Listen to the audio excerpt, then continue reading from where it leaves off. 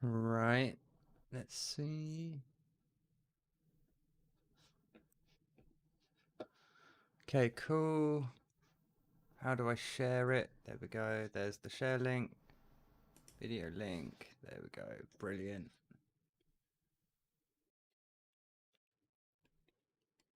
Copy that. There we go. Right, we're almost ready.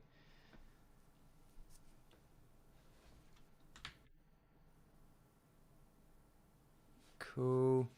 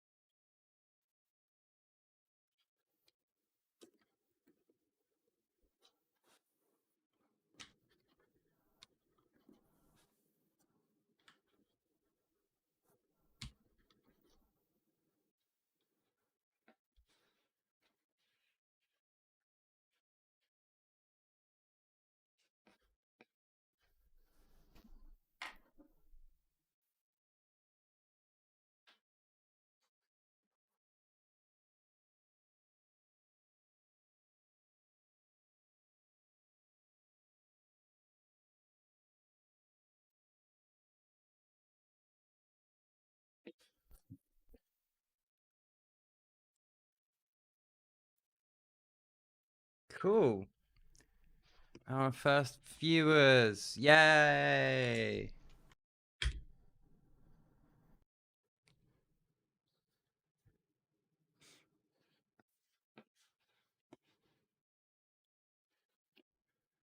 Ooh, OBS. It's so exciting, isn't it?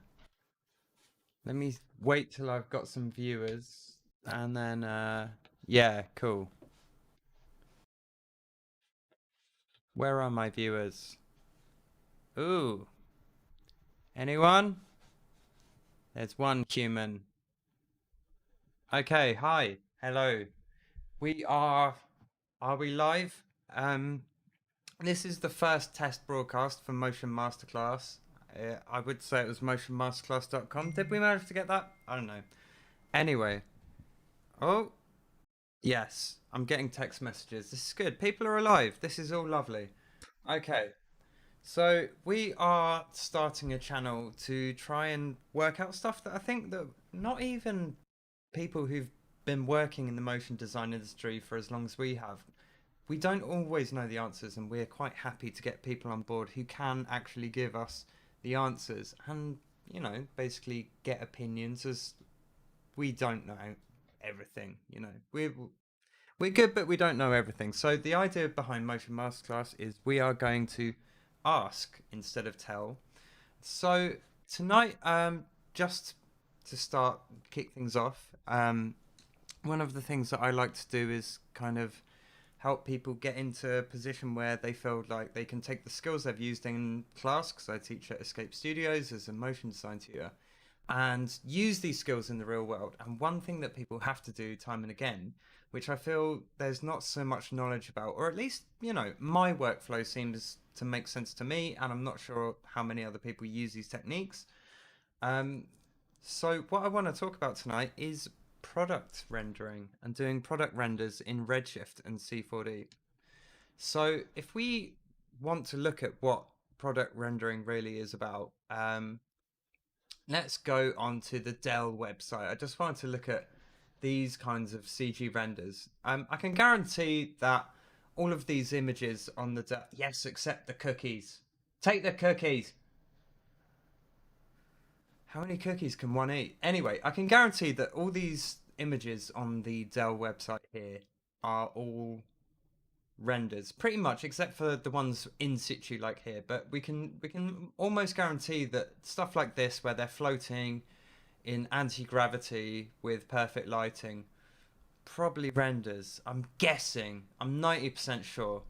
Same with Apple here. Apple would never let something go to press or TV unless it looked absolutely perfect. And you can see here, actually, this is a very nice render. This my phone, the iPhone 12, isn't it great? They've put a flat edge on it. Wow, they've gone back to number 5. They're brilliant, Apple.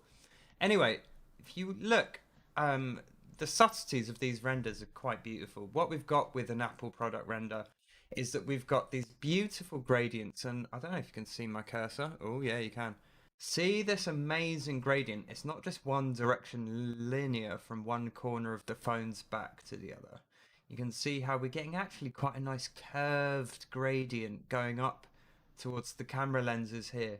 And then on the lenses themselves, you can see every little bevel on this chrome material, the metal around the edge of each glass lens, is got a perfect amount of light and dark on it. The background is black so that we can show the light being picked out on the surfaces. And then you've got the obvious things, well, obvious product lighters, which is, say, on the corner of this phone here, you've got a lovely dark black stripe. And that is simply so that we can tell where things are happening in relative to the surface. So if it's a wavy surface, that black line will undulate, right? So it's a good way to tell the eye visually out of view where things are. So anyway, let's go and get a model. I want to... Ooh, I was looking at Samsung website. These renders are sick. Anyway, let's go and try to recreate something like this. I want to use this as our reference image, right? I want to recreate this image with another free model. If you don't have an iPhone 3D model, you just build one. I mean, that'll take you 5 minutes. But if you don't want to build one, we can go on to dimensiva.com to find free models, and there we'll be able to get here the very first result in the free models is a free iPhone SE model. So download that and you will end up with, oh, let me see, where's all my stuff? There we go. You'll end up with this. There we go. And very nicely, Dimensiva has given us a file in 3ds Max format. If you're a serious 3D guy or person, with Corona renderer materials already set up, or V-Ray. Unfortunately, nothing in the world opens 3ds Max files except a friend who's got a copy of 3ds Max. So, not ideal. But what we can use is the FBX here. The OBJ will also work. I just prefer FBX because you tend to get less issues with the hierarchy when you import them, the scale, and the materials. So OBJ is showing its age, I think. So I am going to tab into Cinema 4D, and I'm just going to drag my FBX into here. Here we go. And I can see loads of things ticked that I'm not sure what they are. Oh dear. Now I know what all of these are. We don't have any animation. We don't have any of these. All we really need is geometry. We could uncheck everything, but if it's not in there, it won't be imported. So let's just click OK. Boom. And what we've got is, although we don't have texture files, I'm just checking. No, there are no texture files here. All of these texture files on the phone, you can see these orange triangles are going to have their polygon selections. So we'll be able to use those polygon selections to put materials on this phone. So we will do that. And look, oh, very nice geo. Look at the lovely geo that they've, nice edge flow on that Apple logo. I can see the person who modeled this was a professional. Oh, God. Now, what you can see happening here is as my virtual camera is getting too close to this model, it's clipping out. And you'll get this because this model is actually very small. We just put in our figure object here, which is the same height as me. We can see that the phone is actually real size scale. We could easily scale the phone up, right? We could easily get this phone and just make it huge. The reason why we don't do that is because if you scale up objects when you're trying to light them accurately or try to make the lighting look realistic, you'll generally find that you get weird scaling in reflections, you'll get scaling in the materials that you've made for it. It's best to do stuff at real world scale if we can get away with it. And thankfully, 3D gives us the ability to have tiny, weeny little cameras. So that's exactly what we're going to do. So what I want to do is I'm going to come in here, and this is the front of the phone, not that we could tell. And obviously here's the back. And what I want to do is scale in here, and you see where our camera's clipping. I'm going to go to Command D, Control D, and I'm going to go here to where it says View Clipping Medium, and I'm just going to roll the mouse wheel up to small. And you've even got tiny, but I don't know how tiny is. How tiny is tiny? Who knows? Um, there's a few things. I mean, like I would be more happy with a bevel on this edge, to be honest. Um, I think a bevel would carry the light a bit better on stuff like that. But I think generally the model's beautiful. I wouldn't mess with it, other than just putting two micro bevels in here. I'm just going to go to my modeling setup and get the bevel thing, which is on 0 subdivision. So I'm going to do a flat bevel or a chisel. And you can see like even the smallest amount is too much. So 0.01, let's do 0.05. Let's do split the difference, 3. There we go. Perfect. So we've got some micro bevels on there now. Yeah. And you can see I could even go to tiny on my view scaling. There we go. And yeah, then we can see everything. And you can see how even in the viewport renderer, that's just given it a bit more dimension. Yeah, cool. And I mean, the thing is that normally we wouldn't care about stuff like this because normally we don't go this close to objects. But in product rendering, you do. In product rendering, we're using a macro camera. You can see here, even on the side of the iPhone, that bevel has come in from presumably CAD software. But look how tiny that bevel is, and it's in there in full detail. So we've got a lot to work with now. So I'm going to go back to my startup layout. And rather professionally, because it's lockdown, I'm going to smoke a cigarette like I'm Burt Reynolds while I'm doing this. So let's very quickly do some materials for this. Now, I would start off in Redshift, but I think it's just easier if I can just come in here very quickly, come in and do a quick material with you. So I've double clicked in there to add a material. And then I'm just going to delete everything in there. It's always, the defaults are terrible. Let's just add a GGX, because GGX is better for shiny stuff than Beckman is, apparently, so I read somewhere on the internet.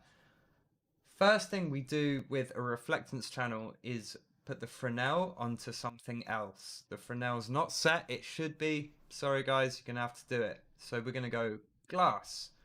Now we've got glass, that's very good.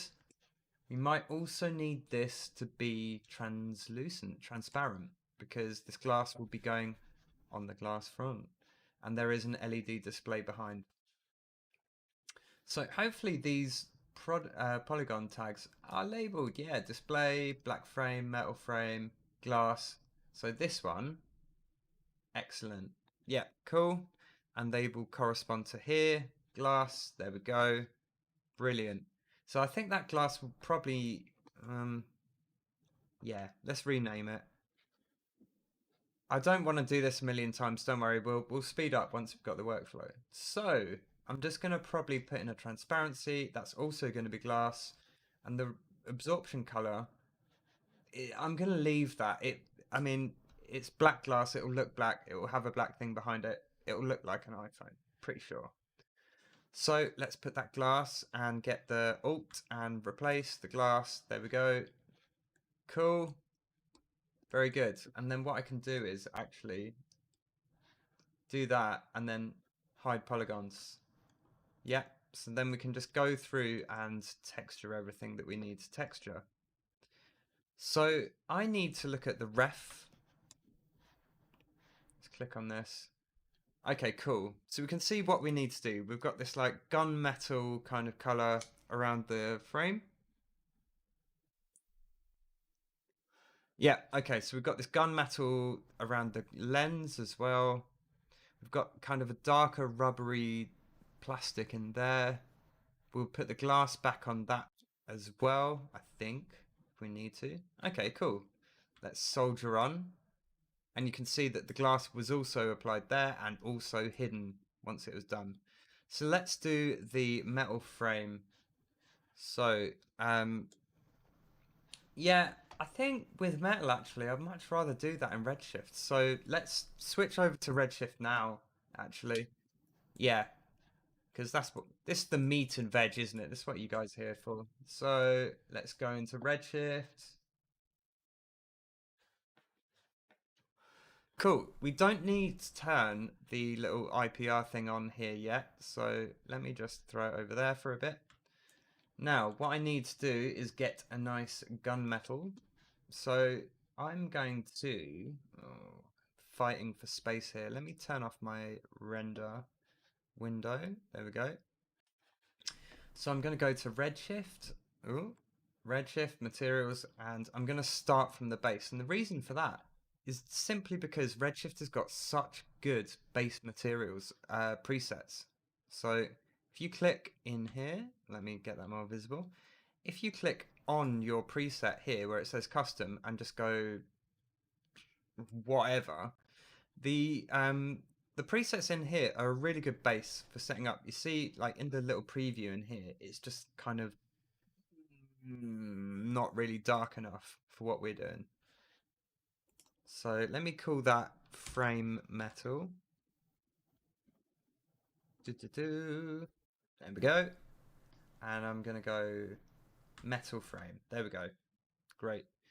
Now, this is something people don't always realize, but you need to be able to reflect something to see a reflective object in space is invisible because there's nothing really around it to reflect it. So what we're going to do is we're just going to drop in a dome light just so that we can see what we're doing.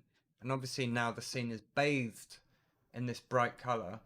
And instead of putting in something useful, I'm just going to put in like a dummy texture because we're not really going to get into lighting. See how we've got all the grayscale gorilla metal textures and stuff. I mean, I could just throw one of these in actually. Just because if you've come this far, you're probably looking for stuff a bit more advanced than this. Anyway, so yeah, there we are, done. Bye. Yeah, end of stream.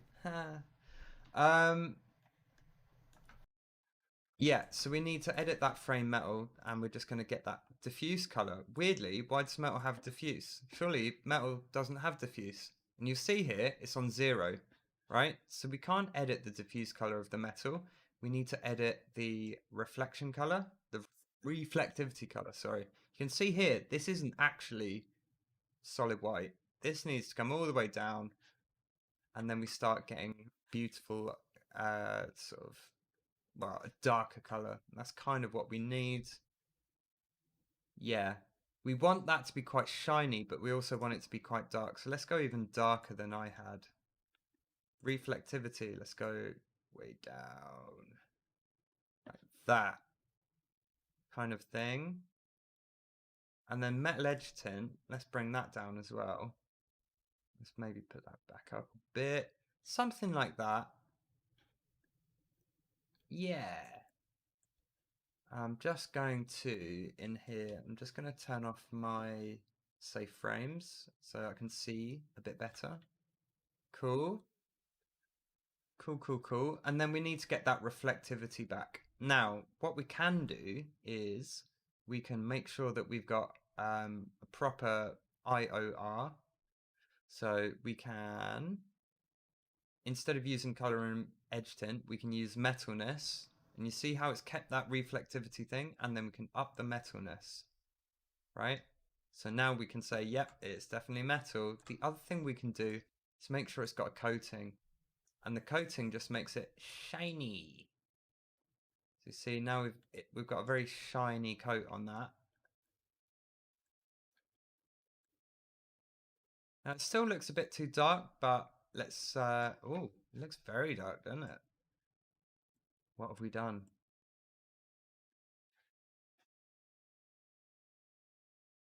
I think that actually is probably not too bad. Just to mess around with stuff, IOR is what I would normally use. and then instead of that, I would bring that down a bit. You know what I mean? I would just literally use IOR and put that on something like 3. 2 is where stuff starts to look like metal. So obviously, the more we roll that up, you see, the more reflective and metally it gets. So I would normally just mess with this. Yeah, I'm actually happier with that. Okay, cool.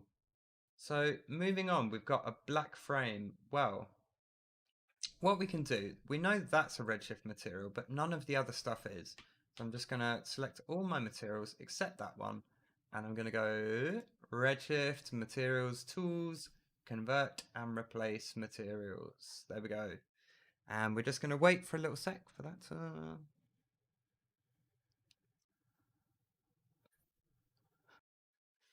Come on!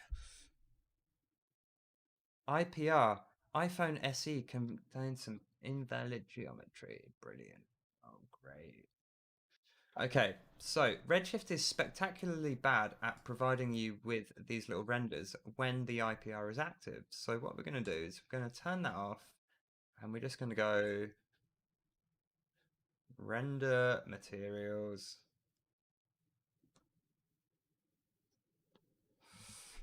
Here we go. And you see now we've got these blindingly white materials, which is hilarious.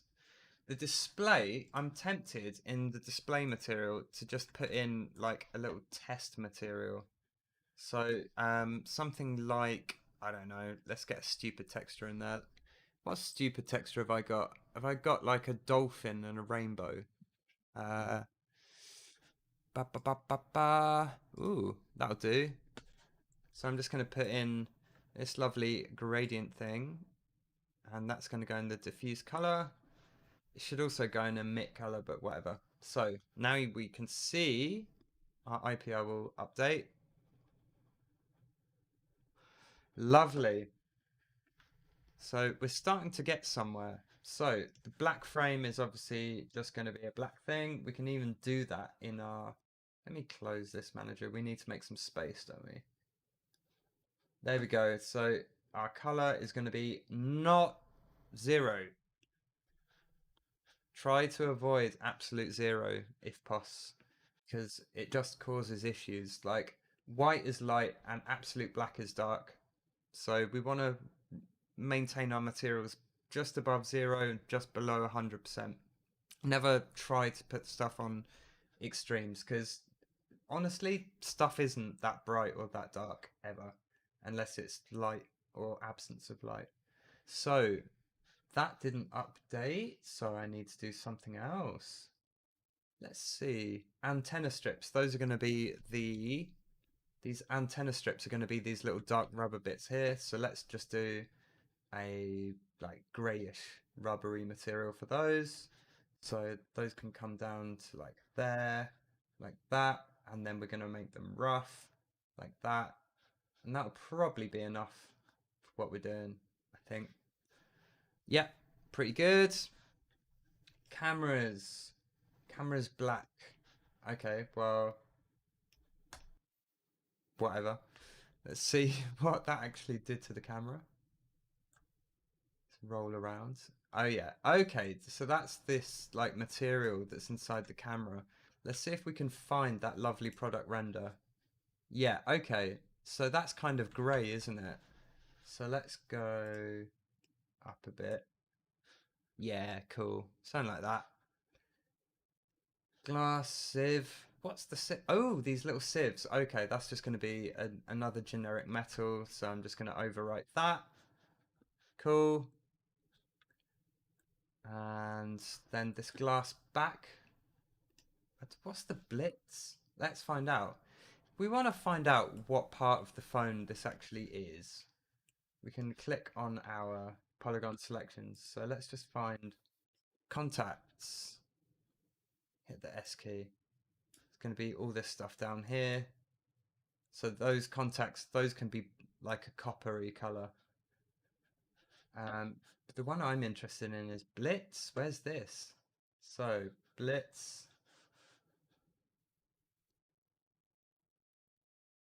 reflective blitz. Let's find out what that is. Ooh. Ah, okay. It's the flash.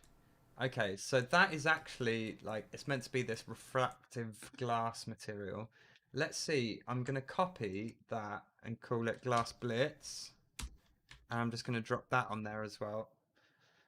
Fingers crossed. And then the other thing to do with that is obviously because it's frosted glass, we don't want it to be like totally transparent. So we're going to up the roughness on that in the refraction settings. And then you see that little thumbnail now is kind of frosty looking. So then we're going to grab that, hold Alt, overwrite Blitz. Cool. I think. Can't really see what that did. Honestly, I'm not sure that that thing should be totally refractive, so I'm going to try and put some more diffuse in that just for our render's sake so we can see it. Yeah, okay, fine. Moving on very swiftly. Black. Is this the black of the back of the camera? Let's see. No, okay, it's that. Okay, so I'm probably going to get the black frame. Oh no, the black frame is... Yeah, okay, let's get the black frame and yeah, just call it black instead. Great. The reason why I'm duplicating stuff is because there will be some variations in the materials and we don't want to lose something. We don't want to lose the link up to the thing in the polygon link.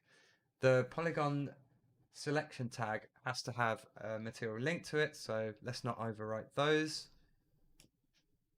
We do want to keep the same amount of materials that we started off with, more or less. So black is going to go there. And no, we're getting somewhere. Okay, cool.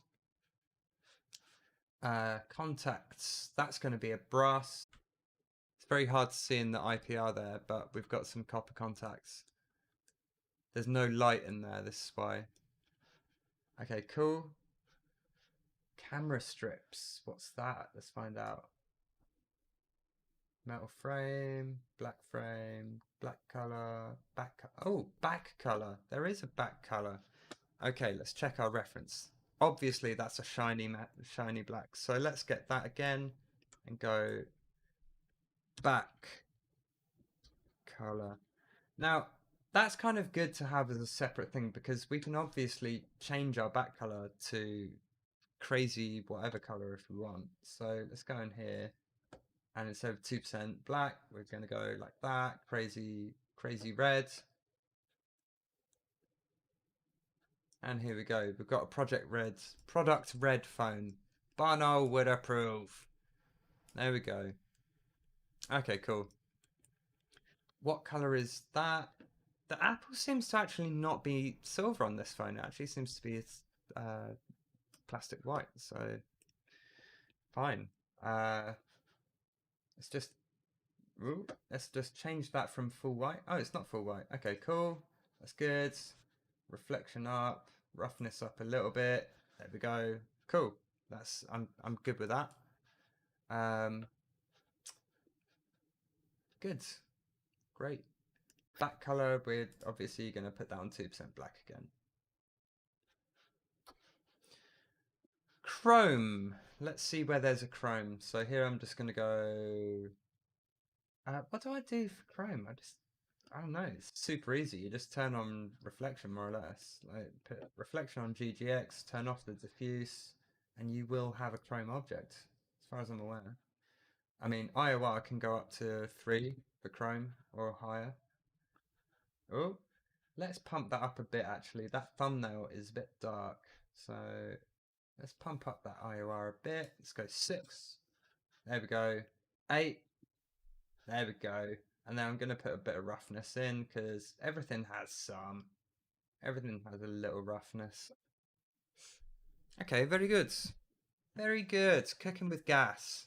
So this chrome is chromed.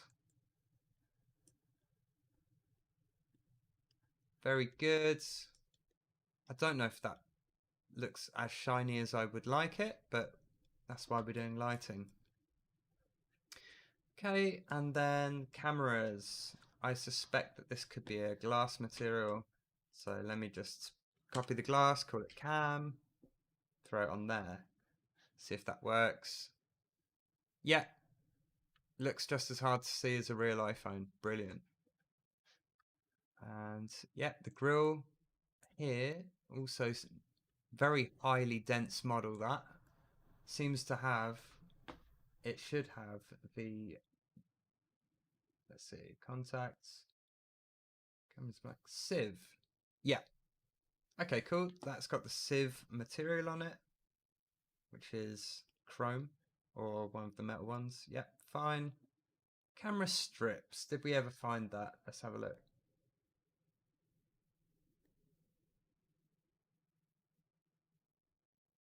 Icons. It's interesting. Where are the icons? Oh, I see. Right, okay. Well, that's going to be yet another shiny black. So again here, put icons and overwrite that. There we go.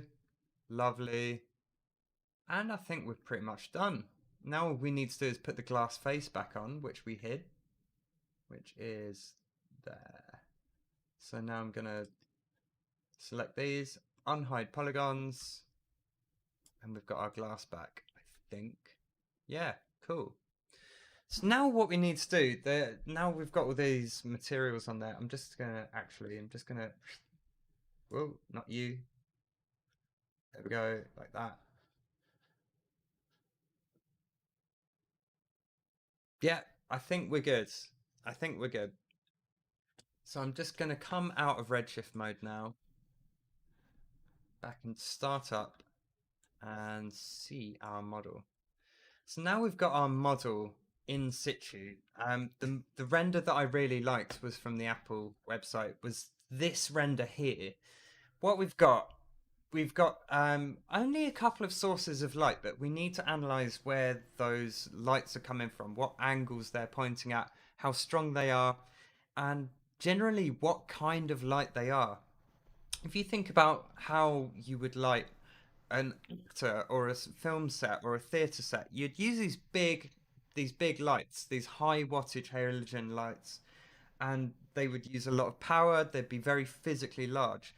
In a photography studio, when you're doing a fashion shoot, again, you've got these massive soft boxes. A couple of years ago, Grayscale Gorilla released the Grayscale Light Kit, Grayscale Gorilla Light Kit Pro or whatever it was called, and it by default came with these like gigantic light boxes which go in your C4D scene.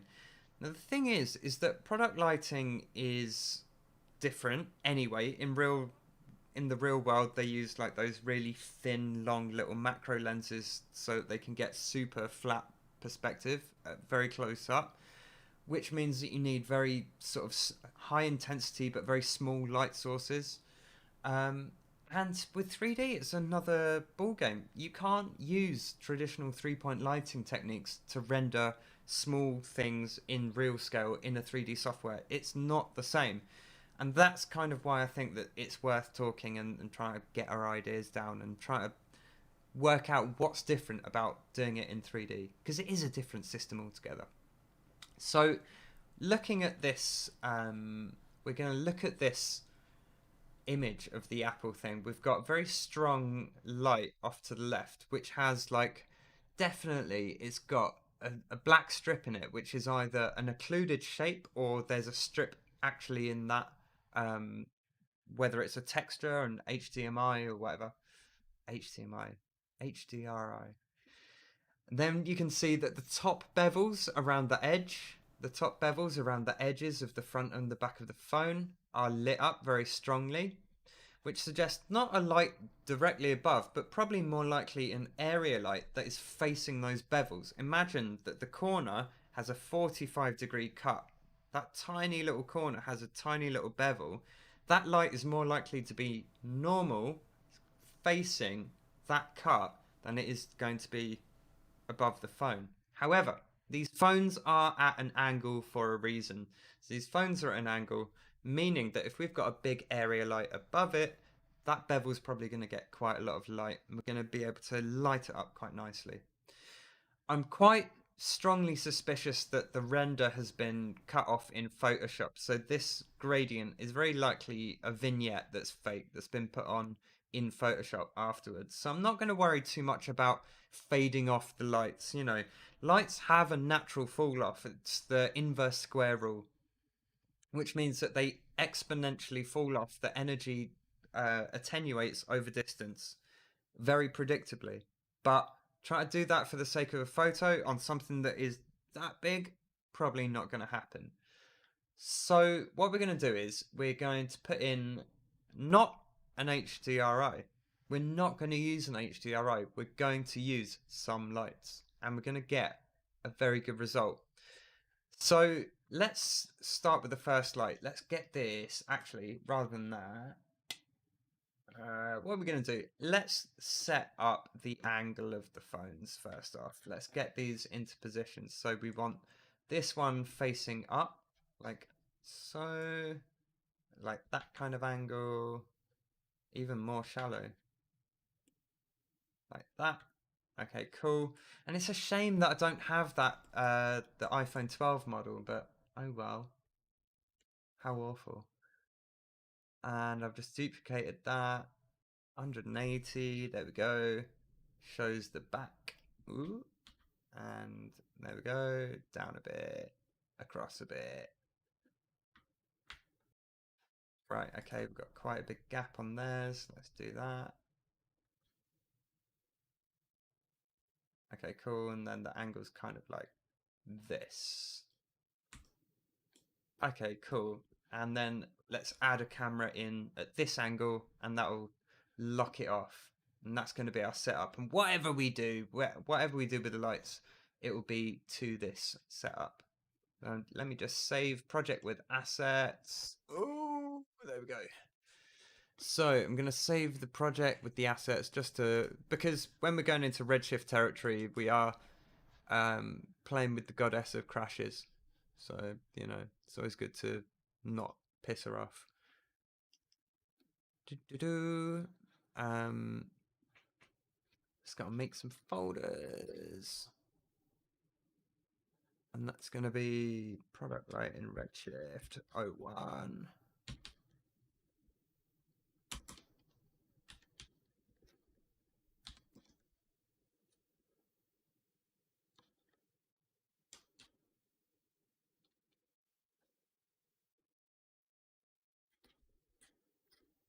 There we go. Lovely. So now we've saved that off, let's go into our Redshift layout. Here we go. And we're going to add a standard Redshift camera. I've just got it docked up here in my Redshift layout. If anyone wants my Redshift layout, just ask me. I'll put it on Gumroad or whatever. It's a bit easier than making it yourself, I guess. It's 15 clicks instead of, I don't know. So yeah, we've got our Redshift camera. Make sure we're looking through that. Turn on our Redshift IPR viewer. There we go. And you can see I've got loads of not much space here, so I'm just gonna close some of these. There we go. And I might even close my timeline as well. Let's just get rid of that. Get rid of that. Don't need a timeline, we're doing photography. Don't really need my materials either at this point, but yeah, alright, cool. So, I'm looking through my Redshift camera and I can't see where the edges of my frame are because I need safe frames turned on, which is in Shift V for viewport settings, safe frames, there we go. I'm just gonna not make these black, just so, because we've got a black object, so hard to see, right? Oh, is my camera dead? Oh dear. My camera's dead. One sec. It's always fun when your equipment fails on you. Thankfully, I have a battery right here. It's always fun. Bear with me, lovely people. This is it. I need OBS stream. I need to have like a please bear with me thing. Oi. That, or I just need to get a camera that doesn't run out of battery halfway through a stream. That'd be interesting, wouldn't it? There we go. Much better. Right. Cool. So we are getting there. What we need to do now is that we need to make sure. Don't even know if my camera's working. Should probably check that.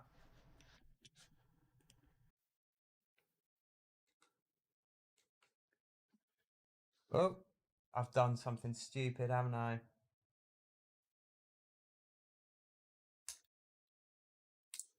Okay. Camera's dead. Camera's no more.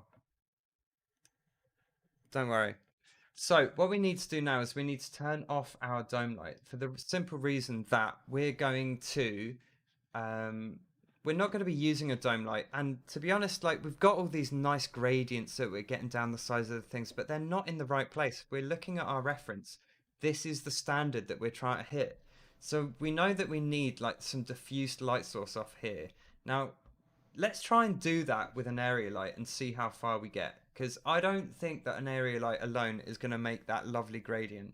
So let's just try and put one in and see what happens. Because I have very little faith that that's actually going to bear fruit. By the way, if anyone is commenting, oi. Wow. Wow, I'm getting comments from Raquel and Adam, bastards. Anyway, right, so what we're going to do is we're going to throw in an area light, and the first thing we're going to do is look through that camera, look through that area light. So we're going to set it as a camera, we're going to look down that light, and then we're going to hit our iPhones, just select one in here, hit S to look at it. There we go. And we're going to pretty much just try and get that angle. Now, you can see in the viewer, everything's burnt out white. It's massively burnt out white. The main thing that we're doing here is getting the correct angle, right? So we just want to make sure that we're hitting the phone from this angle, and then we're going to come out of the light, and you can see everything's blown out, totally blown out and crazy. And that's because our light is the size of the Empire fucking State Building. So obviously a 2 meter preset for this light is probably a bit crazy, isn't it? Right? So what we're going to do is we're going to scale that down. We're going to make that light circular as well.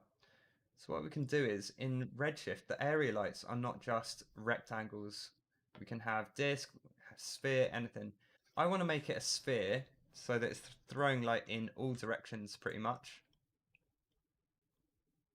So now it's just going to be generally a source of light around that area.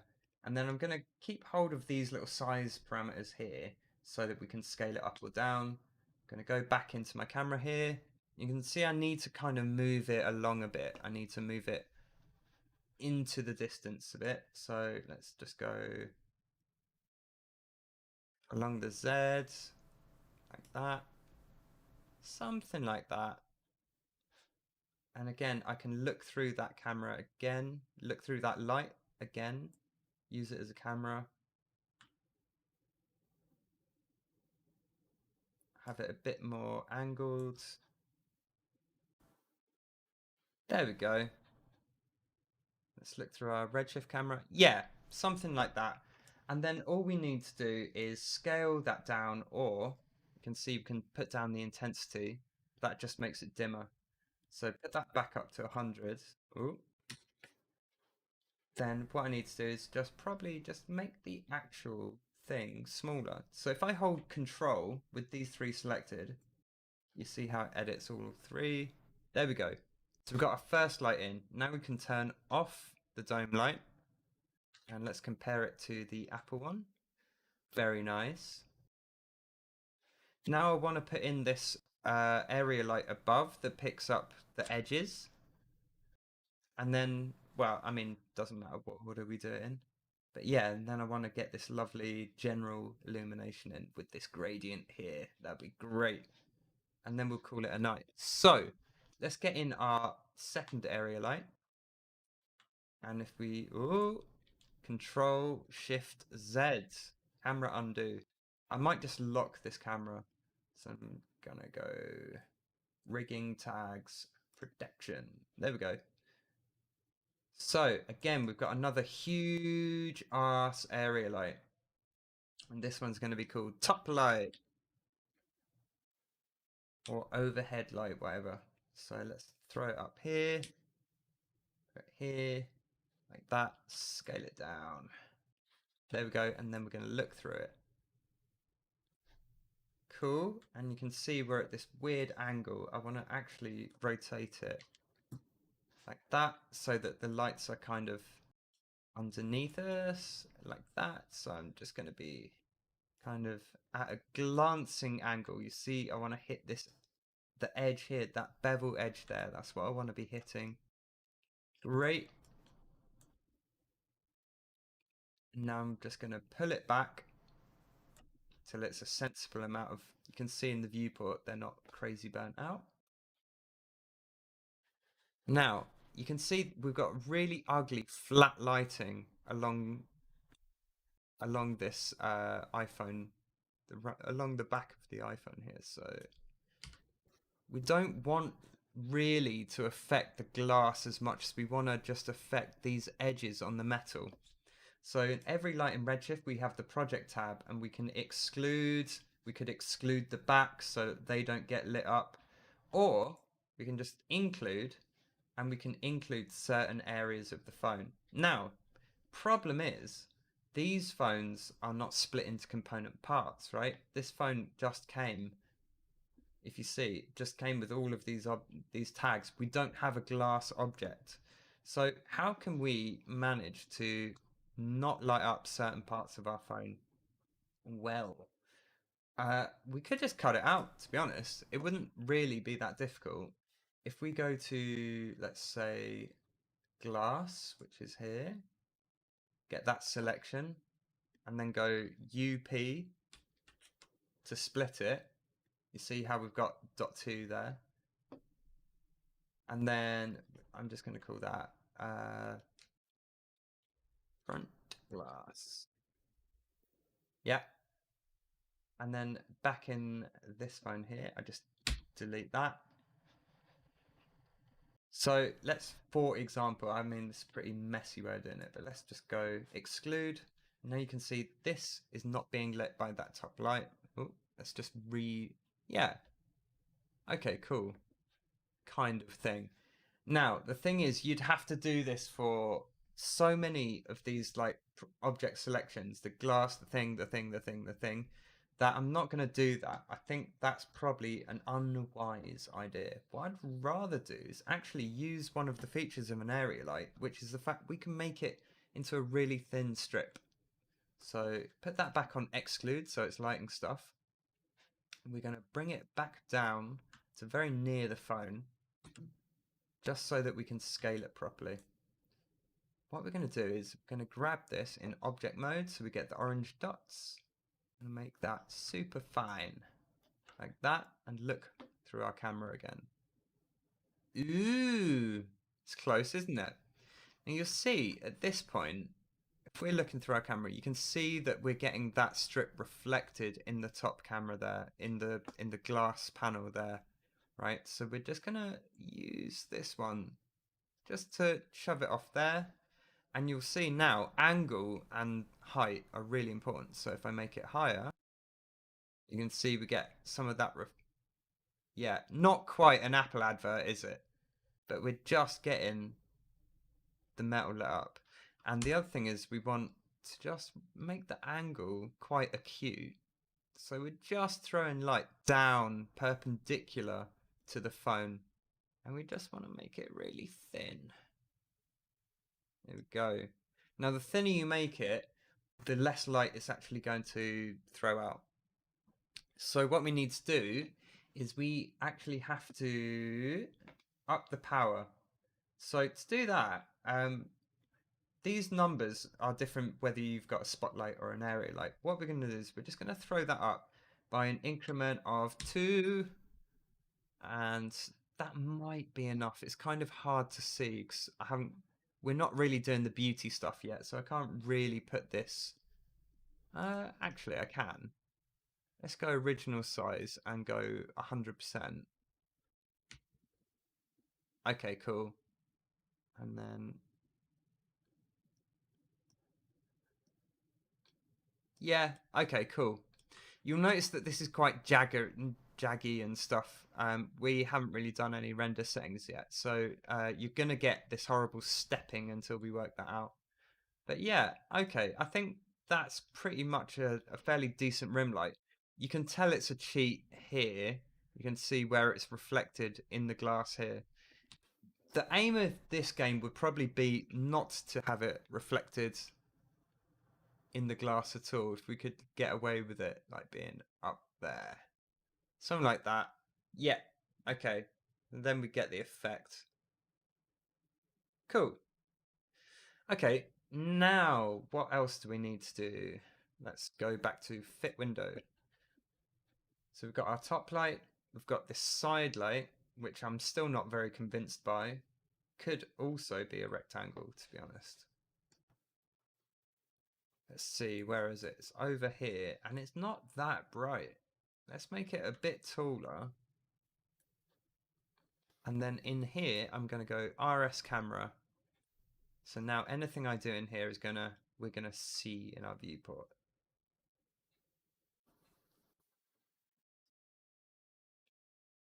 So yeah, yeah, yeah. Okay, cool. That's a bit better. That. Okay. Turn the top light back on. Great. Now, the final thing that we need to do is we need to get the third light in here, which provides a gradient. And gradients are probably the trickiest thing to do in product lighting.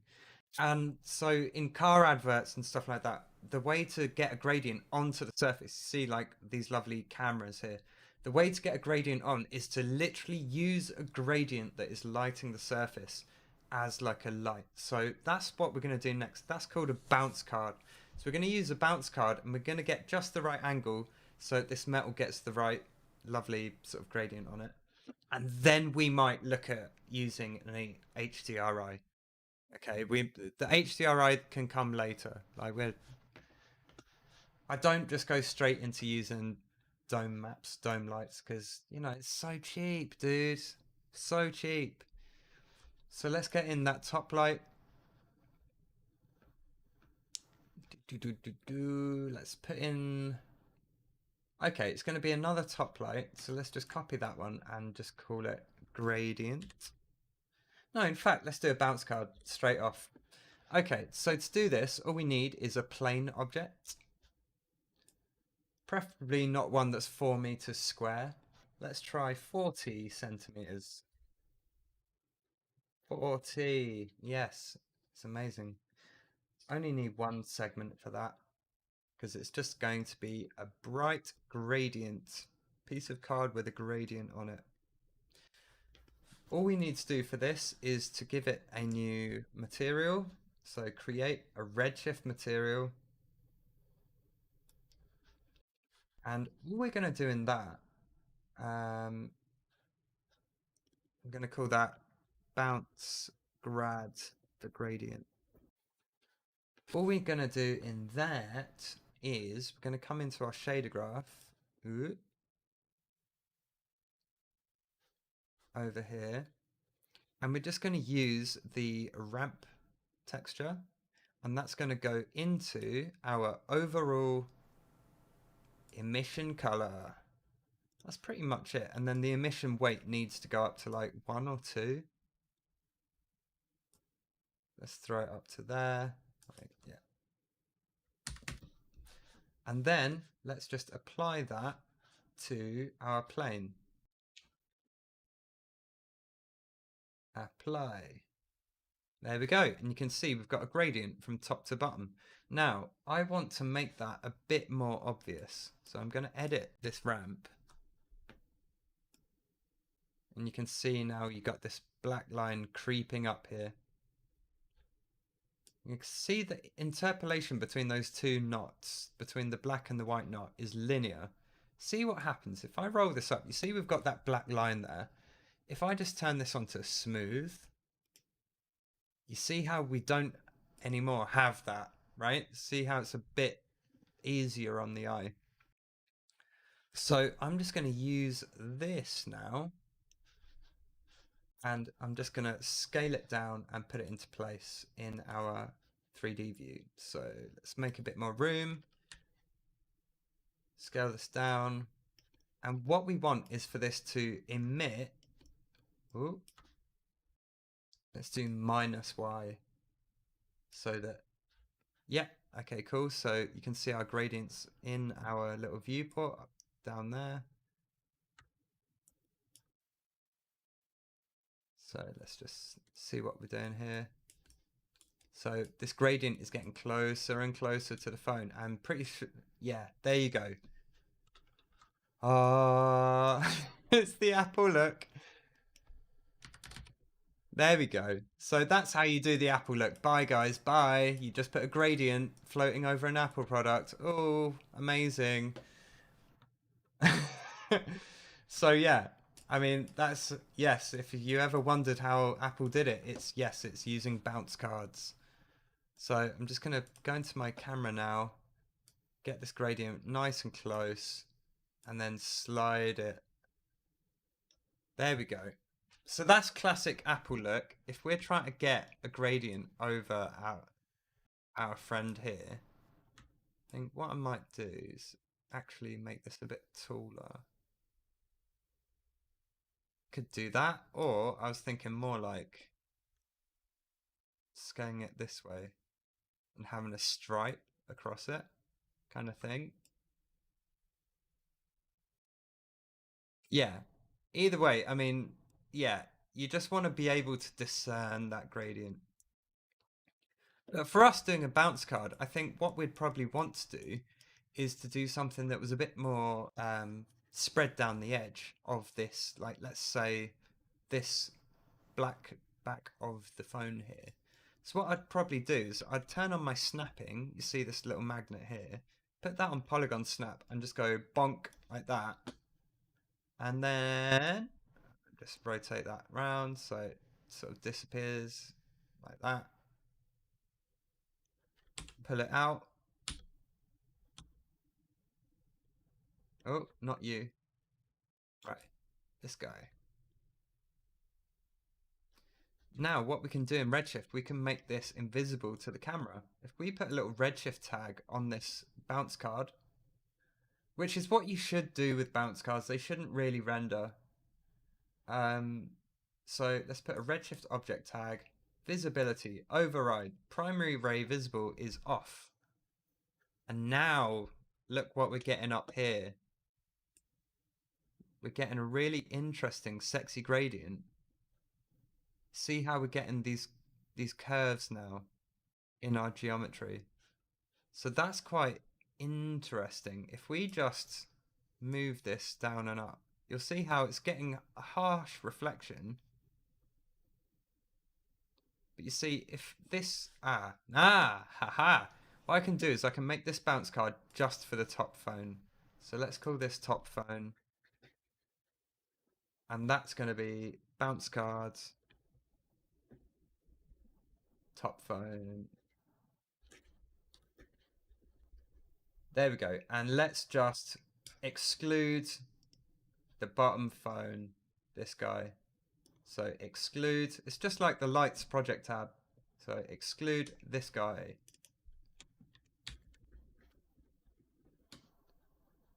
And if we check in there, excluding the bottom phone. Now that doesn't often work unless you do the same thing on the bottom phone object as well. So if we go on the bottom phone, we can put in a Redshift tag, exclude bounce cards. Now that's probably a lot easier actually. Let's see if we delete that. Oh, sorry.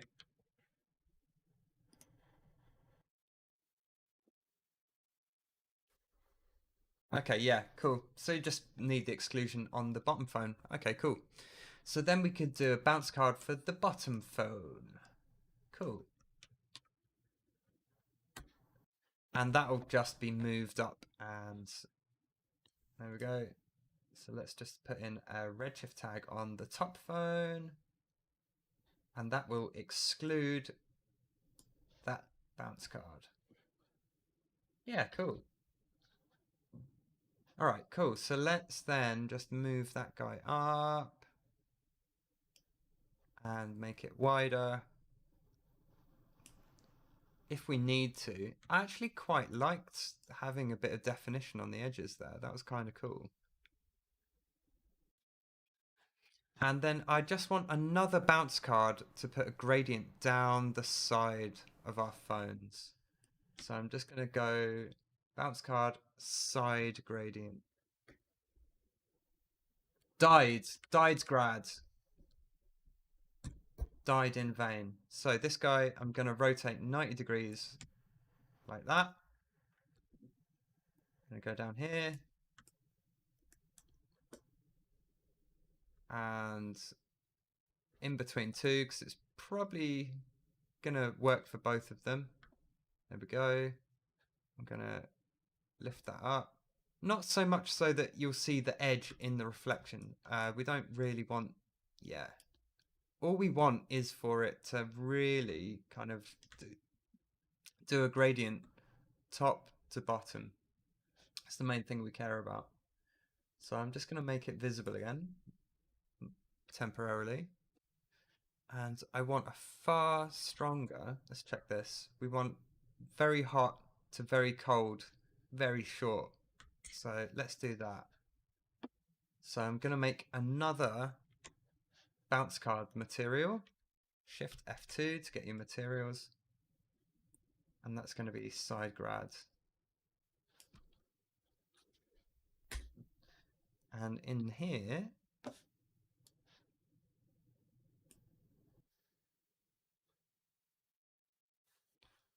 so you can see the gradient that we've got for side grad. If I just ram this all the way up here, it should reflect in there. Say this, but I haven't applied that texture to our, there we go. Side grad goes on side grad. There we go. Cool. You can see now I'm getting this gradient up here. I'm just going to make it invisible again. Now you can see we're getting a gradient that runs from the top of the phone down to the bottom. So we can make this a bit more obvious. But I think you'll agree that looks pretty fresh. So let's put the bias up to the top as well. So we get a hot spot. Yeah, okay, and I'm just going to scale that up. So now we've got like a bit of rim light on the back of the phone as well. Yeah, pretty good. Do not know what these like L-shaped scratches are in the phone. Let me.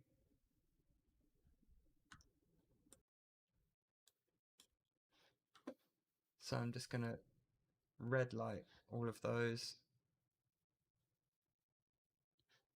What could be causing that bizarre thing? I don't know. I'm gonna turn the dome light back on.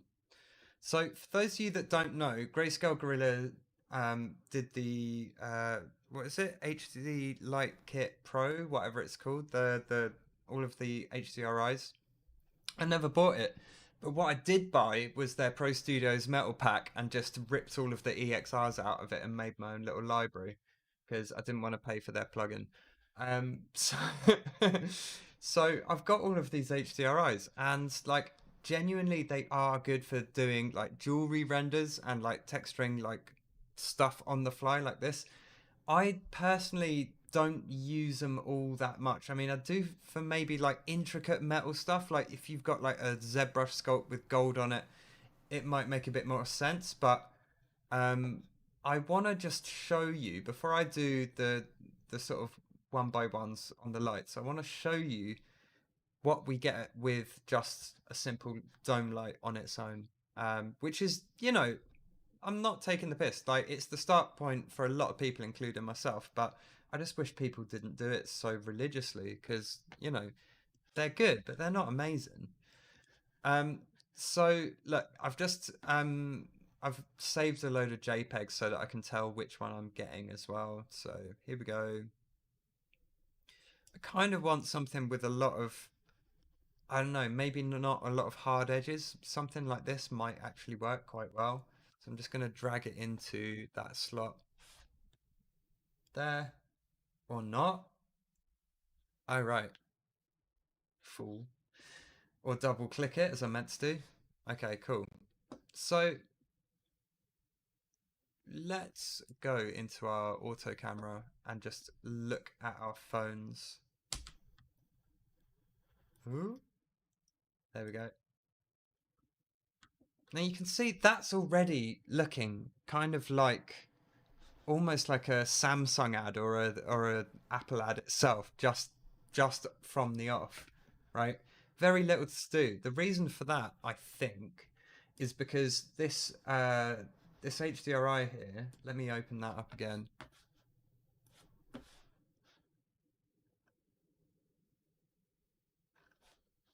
Bear with me. Number 11. Okay. So you can see it's got a very strong top light here. So there's a lot of light coming down vertically above the scene, and only if you muted lights off to one side, really, there's a fairly large amount of black on one side. So it could, yeah. I mean, it might not be a bad jumping off point because it's subtle, but I would say, for the love of God, avoid HDRIs that have got very hard edges or like these fake lightbox looks in them, unless they're literally real studios that were done with a 360 camera, because it just doesn't look good. One thing that does look good, actually, these ones with striations, these sort of ribbony kind of materials, look really great in very very close up, like detailed, like watches and jewelry stuff like that, because it just looks so good on bevels.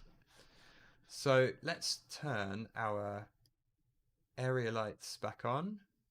So that's our side light, and yeah, that could probably be turned up or something could be edited. Let's turn on our top light. It's not looking terrible. Let's turn on our bounce cards. Yeah.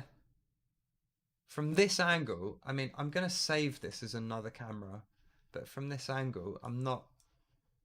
Yeah, let's do standard. Okay, so higher angle. Okay. Yeah, I'm not loving that. The bounce cards from this angle. They seem to really work from one angle only, which is this guy. That's our original angle. Has the HDRI added anything? Has our dome light added anything? Let's turn it off and on again. Apart from the fact that you can see the edges of the phone, I don't really think it has. Um, let's get actually that bounce card for the top phone. Let's make that wider because I don't like that edge. Yeah, yeah, not terrible. I still don't know what that horrible thing is there, but I've got to call an end to this live stream test. Um, so yeah, this was a test. I'll be doing this again soon. Please leave a comment if you want to see me do this properly with like graphics and a camera that doesn't turn off and titles and music and responding to comments.